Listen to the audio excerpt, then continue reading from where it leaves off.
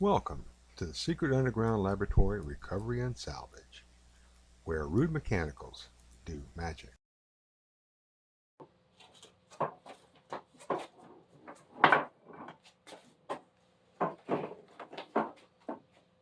Hello, I'm Bronze Age, Director of the Secret Underground Laboratory Recovery and Salvage, and today we're going to be working on a three-legged secretary. In the furniture world, a secretary is a small table or desk that conceals a writing surface. In this case, it also conceals the broken leg. This piece pulls out, makes a nice little desktop for writing letters and stuff like that. We have a drawer which would hold the pencils, pens, ink, other paraphernalia. And these little cubby holes are the exact size for what used to be considered letter writing stationery size. This piece comes out, which is pretty convenient.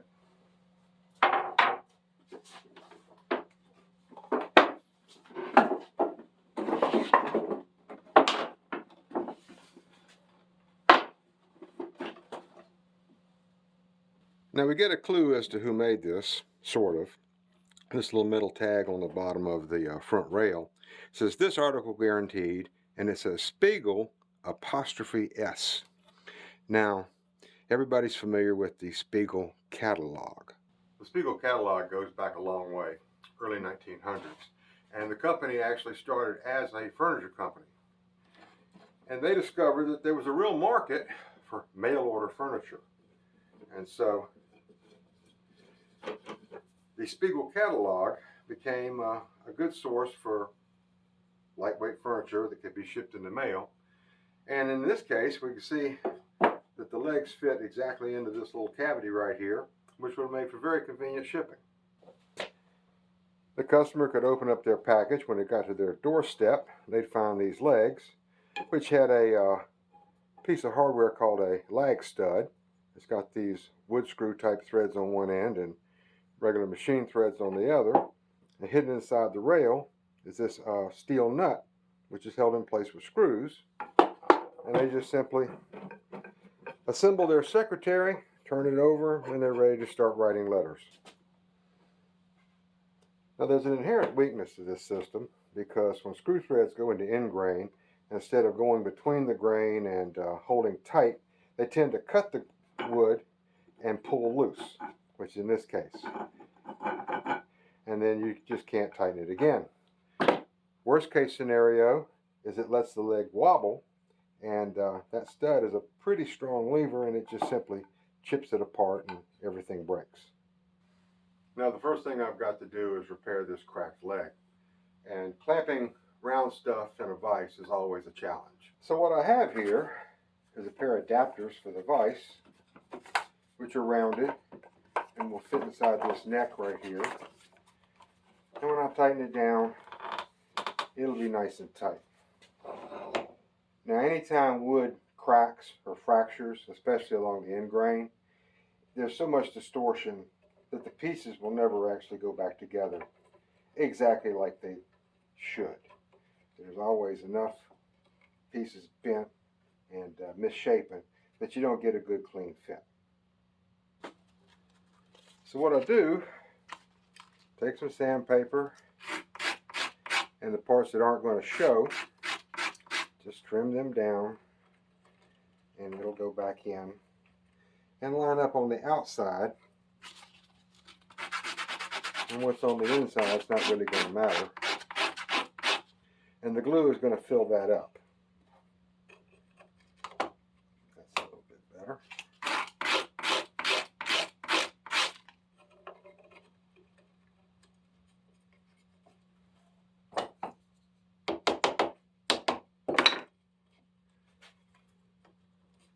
Now clamping something like this is also difficult. My usual go-to is this, which is surgical IV tubing. It looks a lot like chainsaw fuel line, but the IV tubing is actually much stretchier and holds tighter. I can pull on it. I found that with the chainsaw, tubing that you get it nice and tight and it relaxes. The IV tubing stays in place until the glue is dry. Now this is the dry fit. I'm satisfied. I think that's as good as it's going to get. I'm going to take this apart, apply PVA glue to it. I'm using Titebond 2 because that's basically what I've got on the shelf. And let this sit overnight. And that'll give me time to think about how I'm going to repair this problem with the worn out screw threads. Now the problems of clamping a round table leg in a vise seem simple when you compare it to trying to clamp it into a drill press. Now the regular drill press table doesn't go down low enough to fit this leg, so I've made an auxiliary table, and I've got to figure out some way to get this piece perfectly vertical, which means this point down here has got to be directly underneath the drill bit. And there is a cute trick for that. I put in just a hook. Then I have one of the oldest tools in the world, the plumb bob. And let it come to rest and mark the spot where it hangs. And I know that's dead center beneath the drill bit. Now one thing I've come to appreciate about jigs that involve clamps is to make them one-handed operation. And it usually means boring a hole in the block, the adapter, so that that piece slips in, and then you just simply slip that over it. And now I can handle this clamp, don't have to worry about the block, and I can tighten it without everything falling apart.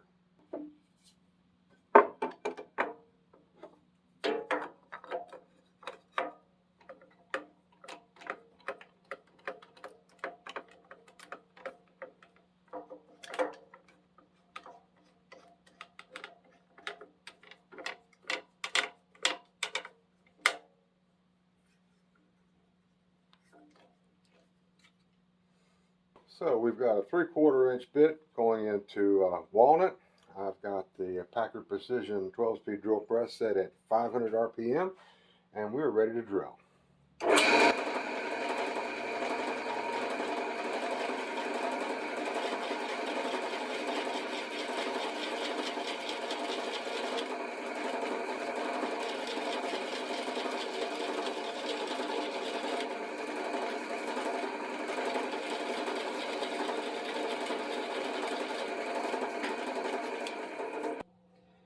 Now we're back at the BF bench. I've got a short piece of oak dowel here, 3/4 inch. Paint the inside of the hole here with Titebond 2. And I've got a flat side sanded onto the dowel so that it'll relieve the pressure from the glue in the bottom of the hole. And I'll let that sit overnight. In the morning, cut this off and sand it down flat, and we'll be ready to finish the repair on the legs. A 3/8 lag screw requires a 15/16 pilot hole, so I've got a regular twist drill bit in here, and I have bumped the speed up to 3600 RPM.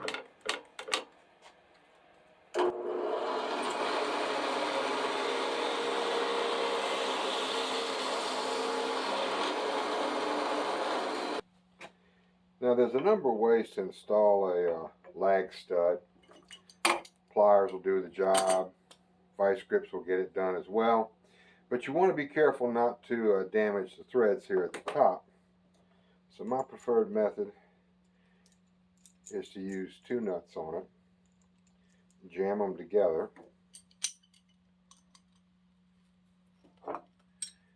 get them pretty snug,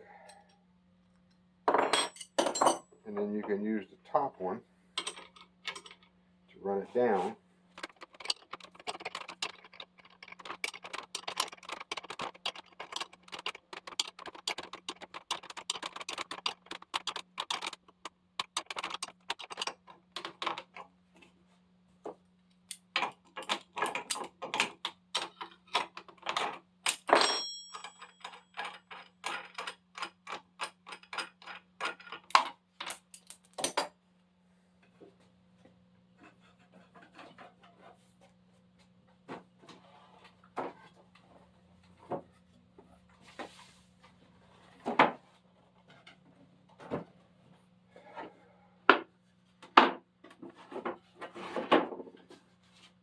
Now, the Spiegel Company, founded sometime around 1905 or so.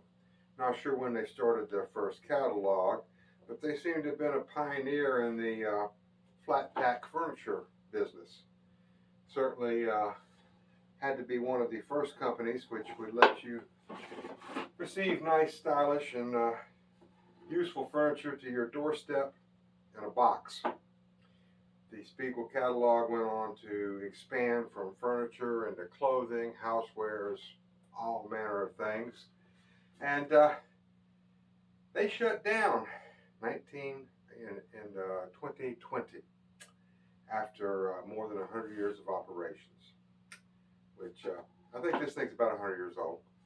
But now it's ready to go back to the customer and serve as a functioning secretary desk for another 100 years. And this is Bronze Age for the Secret Underground Laboratory Recovery and Salvage. Thank you for watching this video. Would appreciate it if you would click the thumbs up button, like, and subscribe if you haven't already. And I'll see you again next week in another video. Thank you very much.